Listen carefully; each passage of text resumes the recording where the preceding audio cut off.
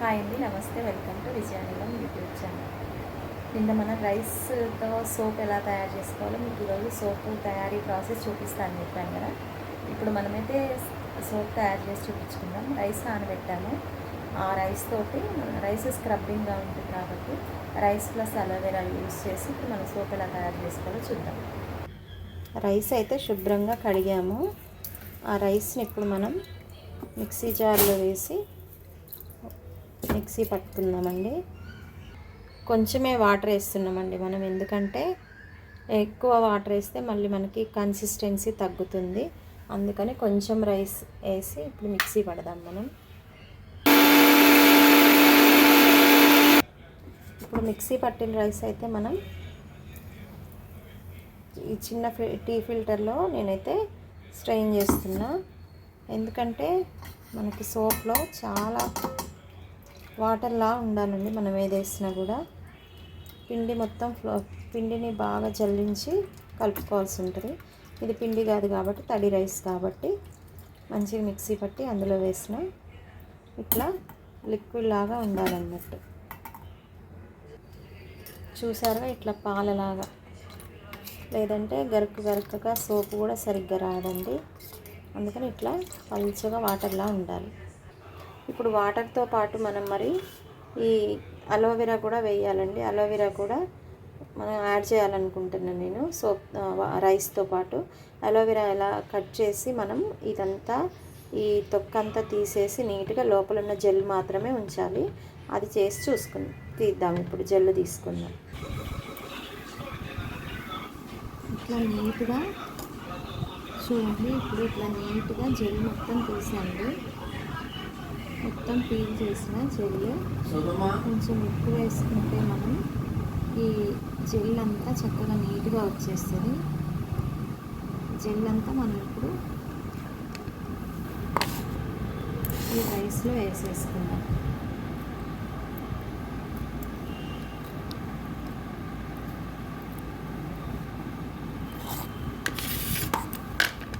ఇంకొక పీస్ కూడా ఉందండి, ఇది కూడా తీసేసుకుందాం నీట్గా. ఇట్లా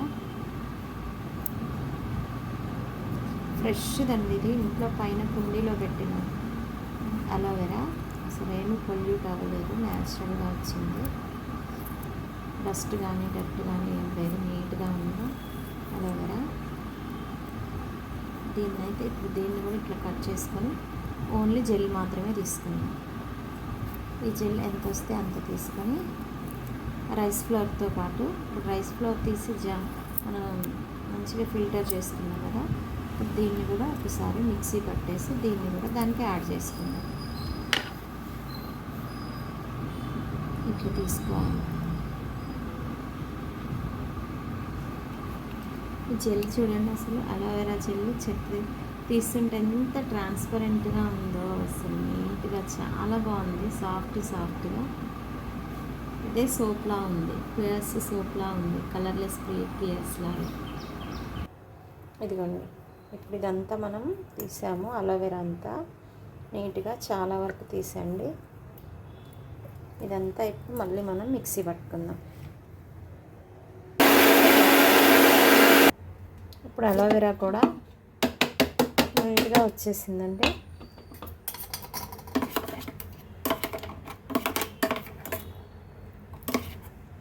అబ్బా, ఎంత బేబీ సోప్ లాగా లిక్విడ్ లాగా అయింది.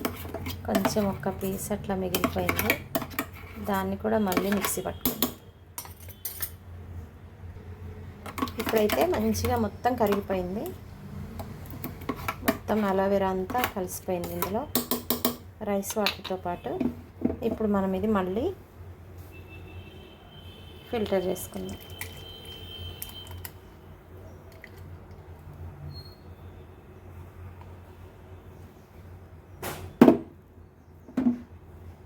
అయితే మంచిగా రైస్ విత్ అలోవెరా కావాల్సిన రెసిపీ, మనకి సోప్లోకి కావాల్సిన ఇంగ్రీడియంట్ అయితే మంచిగా రెడీ అయింది.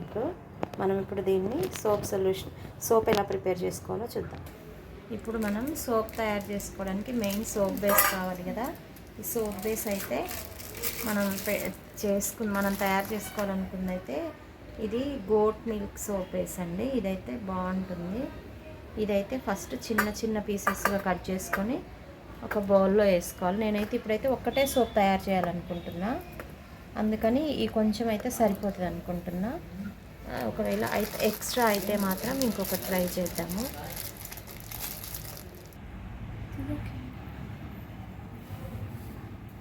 ఇంకొంచెం సోప్ బేస్ కూడా యాడ్ చేసుకుంటున్నా. ఈ సోప్ బేస్ నురగరావడం కోసం అండి. సోప్ బేస్తో పాటు మనకైతే మన బాడీని బట్టి డ్రై స్కిన్నా, వెట్ స్కిన్నా, ఆయిలీ స్కిన్నా, లేకపోతే ఎలా హైడ్రేటెడా, దాని ప్రకారం మనమైతే ఈ సోప్ బేస్ కానీ ఇందులో యాడ్ చేయాల్సిన ఈ ఇంగ్రీడియంట్స్ కానీ సెలెక్ట్ చేసుకోవాల్సి ఉంటుంది. ఇప్పుడు దీన్ని అయితే మనం మరి ఇట్లా డైరెక్ట్గా స్టవ్ మీద పెట్టి వేడి చేయకూడదండి. స్టవ్ మీద పెట్టి వేడి చేయకూడదు. దీన్ని డబుల్ బాయిలింగ్ ప్రాసెస్లో మనం చేయాల్సి ఉంటుంది. అది ఇప్పుడు ఎట్లా చేయాలో చూద్దాం. సోప్ బేస్ తయారు చేయడానికి ఇప్పుడు ఒక పెద్ద గిన్నెలో వాటర్ పోసి, ఆ వాటరు వేడయ్యే ముందే ఇంకొక చిన్న గిన్నెలో మనం ఈ సోప్ బేస్ వేసుకొని అది తిప్పుతూ ఉండాలి. అది కరిగినప్పుడు మనం మళ్ళీ మొత్తం కరగవసరం లేదు, 1/3 కరిగితే చాలు.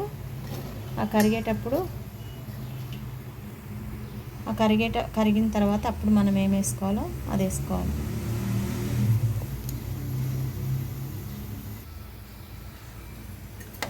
ఇప్పుడు ఇట్లా మనం తిప్పుకుంటూ ఉండాలి. అది చూడండి ఎంత చక్కగా కరుగుతుందో. సొల్యూషన్ లాగా అవుతుంది ఇది ఇప్పుడు, సోప్ సొల్యూషన్ లాగా. అప్పుడు మనం రెడీగా ఉండాలి. ఇప్పుడు మనం ఏమేమి ఇంగ్రీడియంట్స్ యాడ్ చేయాలనుకుంటున్నామో, మనకి ఏదైతే ఇష్టం ఉందో సోప్ తయారు చేయడానికి అవి యాడ్ చేసుకోవడానికి రెడీగా ఉండాలి. ఇది మొత్తం కరుగుతుంది, ఆల్మోస్ట్ కరిగిపోతుందండి. కొంచెం చిన్న చిన్నవి ఉన్నాయి అక్కడ, అంతే. ఓకే, ఆల్మోస్ట్ డన్ అయిపోయింది. ఒకవేళ ఏమన్నా 1-2 కొంచెం పీసెస్ అక్కడ ఉండిపోతే ఈ వేడికే కరిగిపోతాయి. అయిపోయింది. ఇప్పుడు మనం సోప్ ఇప్పుడు మనం ఇందులోకి అయితే వైటమిన్ ఏ వేసుకోవాలి. ఇప్పుడు ఇందులో అయితే మనం వైటమిన్ ఏ వేసుకుంటున్నామండి. తర్వాత బాగా కలుపుకున్నాము. ఆల్రెడీ చూసారా ఎంత గడ్డగట్టిపోతుంది ఎమ్మటే.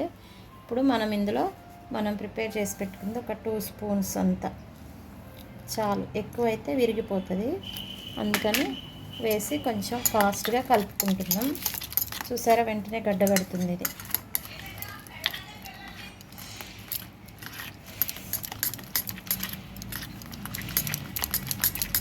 ఒకవేళ ఇట్లా గడ్డగడుతుంది అనుకుంటే మాత్రం మనం వెంటనే కొంచెం వేడి చేసినా సరిపోతుందండి.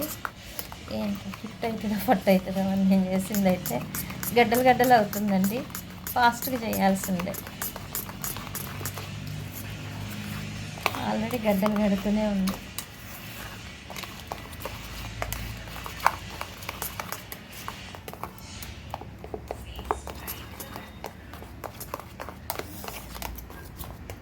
ఇప్పుడు అయిపోయిందండి, చక్కగా ఉంది. మోల్డ్స్ అయితే నీట్గా కడిగి వాష్ చేసి పెట్టుకున్నాం. ఇప్పుడు మనకి వాటర్గా ఉన్న ఈ సోప్ సొల్యూషన్ని, మనం ప్రిపేర్ చేసిన ఈ సోప్ మెటీరియల్ని ఇప్పుడు ఈ మోల్డ్స్లో పోసుకుంటున్నాం. ఇప్పుడు ఒకటి అయిందండి చిన్న సోపు, ఇంకొకటి పోస్తున్నాం. ఒక్కటే అవుతుంది అనుకున్నా నేనైతే, కానీ 2 అవుతుంది. కంప్లీట్గా 2 అయినాయి. మనకి స్పూన్ అందుకు. ఇప్పుడైతే నేను ఎక్స్పెరిమెంట్ పర్పస్ అయితే ఒక 2 మాత్రమే చేశాండి. అంటే నేను సింగిల్ సోప్ చేద్దాం అనుకున్నా, బట్ కొంచెం ఎక్కువైపోయింది మెటీరియల్. 2 సోప్స్ అయినాయి. మరి ఈ 2 సోప్స్ ఎట్లా అవుతావో చూసి దాని ప్రకారం ఇంకా మిగిలిన సోప్స్లో మళ్ళీ తయారు చేసే సోప్స్లో ఏమైనా గ్యాప్స్ ఉంటే, అంటే ఏమన్నా నేను మిస్టేక్స్ చేస్తుంటే సరిగా రాకపోతే వాటిని కరెక్ట్ చేసుకొని మళ్ళీ ఈసారి ఇంకో వేరే సోప్స్ చేస్తా. ప్రజెంట్ అయితే నా దగ్గర ఇవి మాత్రమే ఉన్నాయండి. ఇంకా స్మెల్కు మంచి ఫ్లేవరు, సువాసన రావడానికైతే మనకి ఎసెన్షియల్ ఆయిల్స్ కావాలి. ఆ ఎసెన్షియల్ ఆయిల్స్ అయితే నేను తెప్పించలేదు.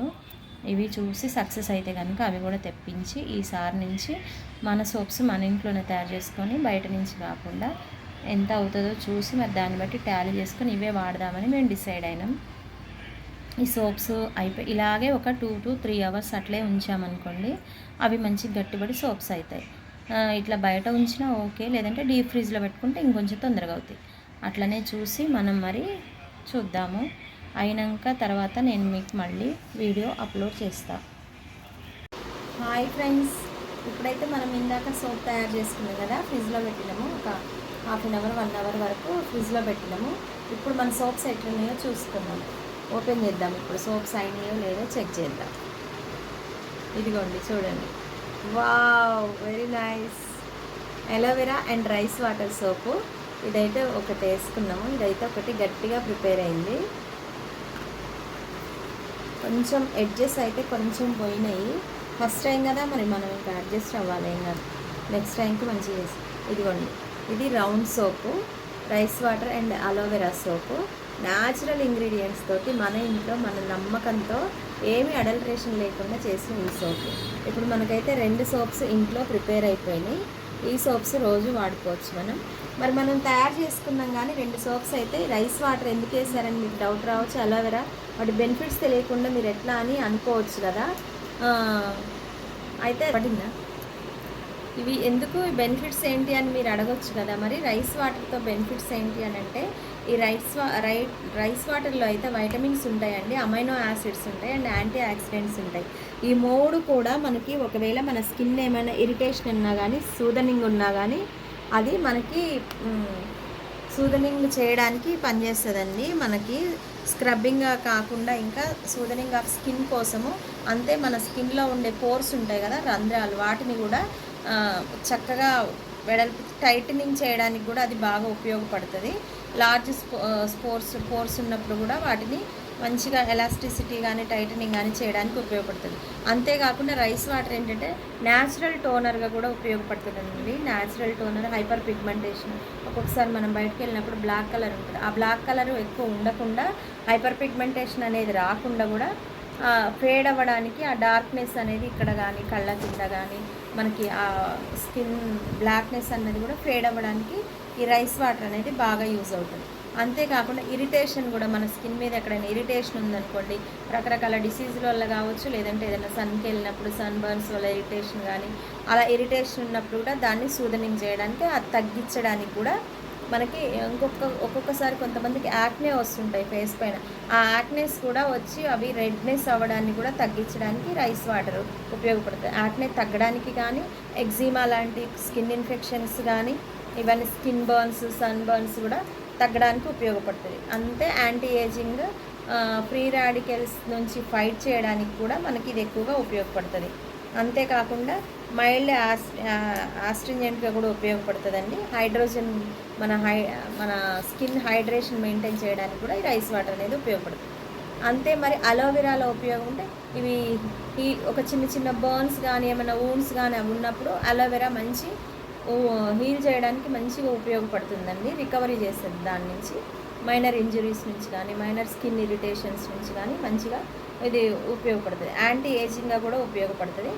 అంతేకాకుండా ఇది కొల్లాజన్ని స్టిమ్యులేట్ చేసి అది ప్రొడ్యూస్ అవ్వడానికి, ఇంకా అది ఇంప్రూవ్ చేసుకొని స్కిన్ ఎలాస్టిసిటీని కూడా ఇంప్రూవ్ చేసుకోవడానికి అలోవెరా అనేది బాగా ఉపయోగపడుతుంది. అంతేకాకుండా యాక్నే క్లియర్ చేయడానికి ఉపయోగపడుతుంది. అంతే, ఇది యాంటీ బ్యాక్టీరియల్, చాలా యాంటీ బ్యాక్టీరియల్ గుణం ఉన్న అలోవెరా అండి ఇది. అందువల్ల మనకి ఏమైనా ఇన్ఫెక్షన్స్, స్కిన్ ఇన్ఫెక్షన్స్ కూడా రాకుండా ఉండాలంటే అలోవెరా మంచిగా ఉపయోగపడుతుంది. ఈ బెనిఫిట్స్ అన్నీ తెలిసినాక మీరందరూ కూడా మీ ఇంట్లో తప్పకుండా చేసుకుంటారు కదా. ఎవరికైనా ఏమైనా ఇన్ఫెక్షన్స్ ఉన్నా కానీ, వేరే బయట నుంచి తీసుకొచ్చి అలర్జిక్ ఉన్నా కూడా బయట సోప్స్ వాడకుండా ఇంట్లోనే మనం కానీ ఒక 10 నిమిషాల్లో చేసుకుని ఈ సోప్స్ వాడుకొని ఉపయోగం వల్ల మనకి ఎకనామికల్గా కాదు, టైం కాదు, ఇంకా ఒరిజినల్గా న్యాచురల్గా చేసుకోగలుగుతున్నాం. అందుకని మీరందరూ తప్పకుండా ఇంట్లో ఈ సోప్స్ తయారు చేసుకొని వాడాలని ఆశపడుతూ, ప్లీజ్ నా ఛానల్ని సబ్స్క్రైబ్ చేయండి, షేర్ చేయండి. Thank you one and all.